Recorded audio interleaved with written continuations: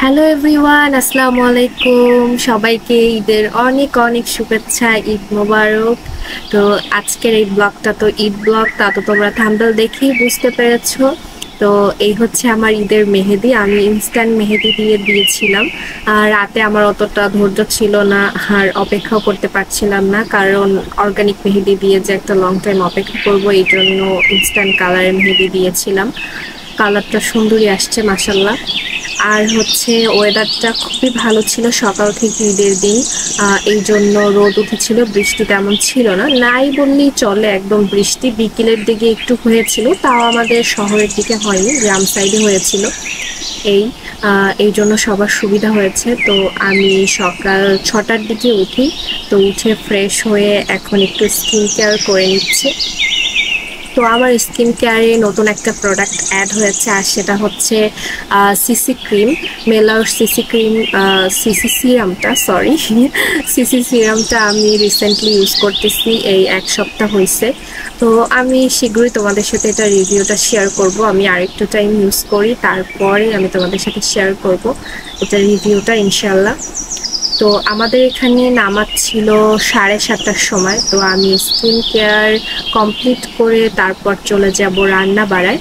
আর আজকের এই ঈদের ব্লগটা নর্মালি ঘরে বসেই হবে, বাইরে কোথাও আমার তেমন একটা যাওয়া হয়নি।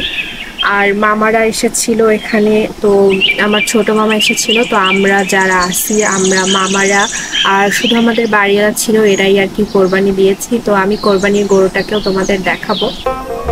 তো এই যে গরুটাকে গোসল করানোর জন্য নিয়ে আসছে, আর আমাদের বাসার নিচতলায় আর কি বসেই গরুটা বানানো হবে। তো এই জন্য ওটা আর কি ধুয়ে টুয়ে সব আর কি পরিষ্কার ক্লিন করে নিচ্ছে, কারণ যেহেতু আমাদের বাড়ির কাজ চলতেছে, তো আমাদের যে নিচের গ্যারেজটা এখন একটু ময়লা হয়ে আছে। আর এখানে আমি রান্নার প্রিপারেশন নিচ্ছি আজকে দুপুরে খাওয়ার জন্য, যেহেতু গরু বানাতে বানাতে তোমার প্রায় দুপুর হয়ে যাবে। এই জন্য মুরগির মাংস এনেছিল গতকাল রাতে আম্মু, তো ওইটা ছোট ছোট করে তেহেরির মতো রান্না করব। আর সকালের জন্য এখানে নুডলস রান্না করব। আমি গাজর, এই জন্য মটরশুঁটি সব কিছু কেটে টেটে একদম রেডি করে নিছি, আর এখন রান্নাটা বসাবো। আর এছাড়া আমি বানিয়েছিলাম মিষ্টির মধ্যে কুনাফা বানিয়েছিলাম। তোমরা যারা আমার ঈদের ব্লগটা দেখেছো তারা দেখবে আমি ওই ফার্স্ট টাইম কুনাফা বানিয়েছিলাম ঈদের সময়। তো ভাবলাম এবারও আমি কোরবানিতেও কুনাফা বানাই, কারণ আমার ছোট মামা গতবার ঈদে, মানে এবার ঈদ যে গেছে রোজার ঈদে আসতে পারে নাই, তো এই জন্য কোরবানির ঈদে মামা ছিল। তো ভাবলাম কুনাফাটা আর একবার বানাই, আর আমার কাছে ওটা এত মজা লাগছিল, তো এই জন্য এবার কোরবানিতেও আমি কুনাফাটা ট্রাই করি। আর অ্যাজ ইউজুয়াল যথেষ্ট ভালো হয়েছে খেতে। তোমাদের যদি কুনাফার রেসিপিটা লাগে তোমরা কিন্তু আমাকে অবশ্যই বলবা। কথা বলতে বলতে আমি নুডলসের জন্য সবজি, তারপর মশলা টশলা সব দিয়ে দিয়েছি। এবার শুধু সস আর সয়া সসটা দিব। সস আর টমেটো সস এই দুইটাই আমি ইউজ করি নুডলসের ক্ষেত্রে। তো এটা দিয়ে হালকা একটু নেড়ে চেড়ে তারপর আমি নুডলসগুলো দিয়ে দিব। তো এরপর রান্না করতে করতে নামাজের সময় হয়ে যায়, তো আমি বাবাকে আর ছোট মামাকে খেতে দেই, তারা খেয়ে তারপর নামাজে চলে যায়। আর এখন আমি আর আম্মু খাবো, খাওয়া দাওয়া করে আবার রান্না শুরু করে দিতে হবে।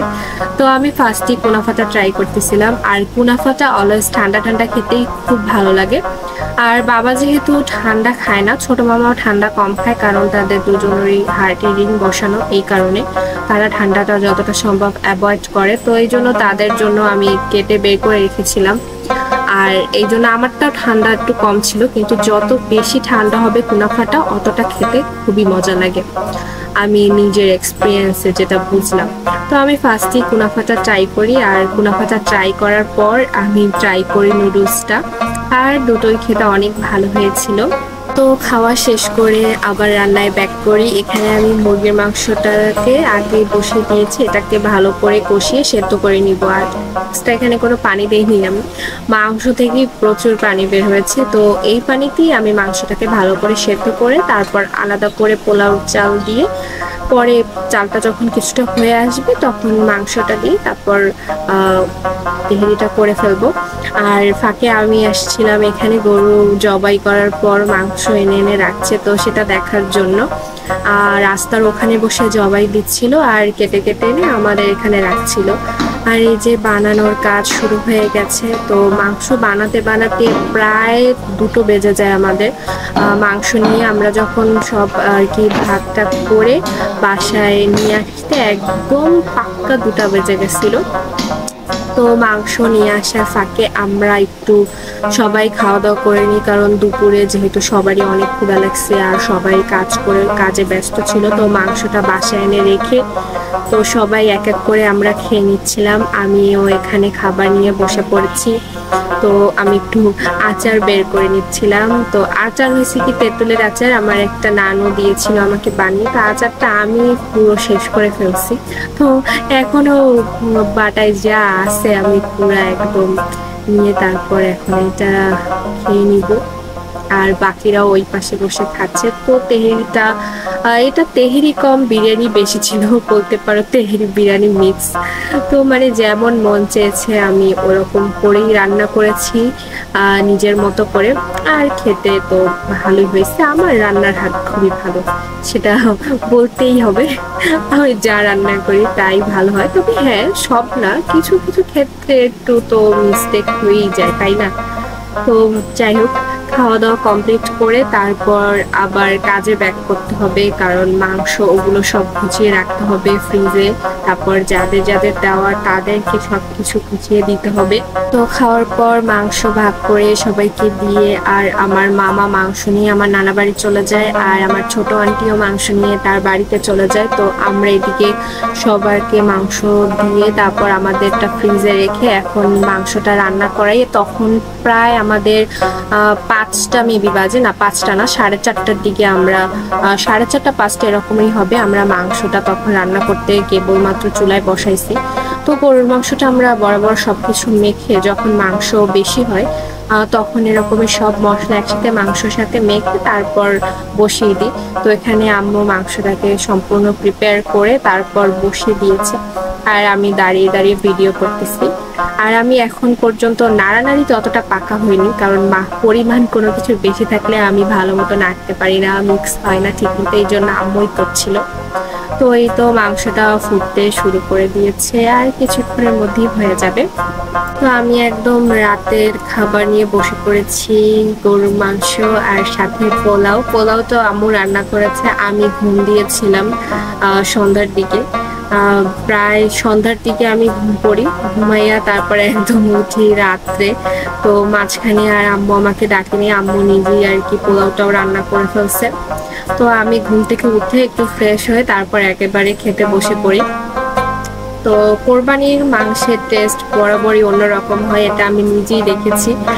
মাংস তুমি নর্মালি খাও সেইটার টেস্ট হবে অন্য রকমের, রান্নার প্রিপারেশন দেখবা এক থাকবে, মশলা এক, সব কিছু এক, রান্নাও করবে এক লোক, কিন্তু কোরবানির মাংসের টেস্টটা বরাবরই অনেক জোস হয়। আর সবচেয়ে বেশি ভালো টেস্ট হয় কোরবানির মাংসে, এটা আমার একান্ত ব্যক্তিগত মত। আমার মনে হয় এটা আমার ব্যক্তিগত না, সবারই সেম ওপিনিয়নই হবে, কারণ কোরবানির মাংসের টেস্টটা বরাবরই সবার সময় আলাদাই হয়। তো এই তো খাওয়া দাওয়া করে তারপর আরেকটা লম্বা ঘুম দিব, কারণ সকাল থেকে অনেক ধকল গেছে। সকাল থেকে আমার রান্না বাড়া, এছাড়া তো দৌড়াদৌড়ি আছেই। মাংস বাসায় আনার পর তো আরো কত কাজ ছিল, সেসব তোমাদের দেখাতেই পারিনি, কারণ ওই টাইমটায় যে ভিডিও করব আসলে করা হয় না, দেখানো হয় না। কাজের সময় থাকলে আর কি ওই আলাদা কনসেন্ট্রেটটা যদি ব্লগের ক্ষেত্রে দেই বা ভিডিওর ক্ষেত্রে দেই তো ওইটা আর করা হয় না ঠিক মতো, না হয় কাজটা, না হয় ঠিক মতো ব্লগটা। তো এই জন্য তখনকার মোমেন্টগুলো আমি তোমাদের দেখাতে পারিনি, পুরো দৌড়াদৌড়ির উপরে ছিলাম তখন। তো আমার এই সিম্পল ঈদ ব্লগটা তোমাদের কেমন লাগলো অবশ্যই কমেন্ট করে জানাবে। তো আজকে এই পর্যন্তই। সবাই ভালো থাকো, সুস্থ থাকো, আর আমার জন্য অনেক অনেক দোয়া করবা। নতুন একটা ব্লগে খুব তাড়াতাড়ি দেখা হবে ইনশাআল্লাহ। তো আল্লাহ হাফেজ।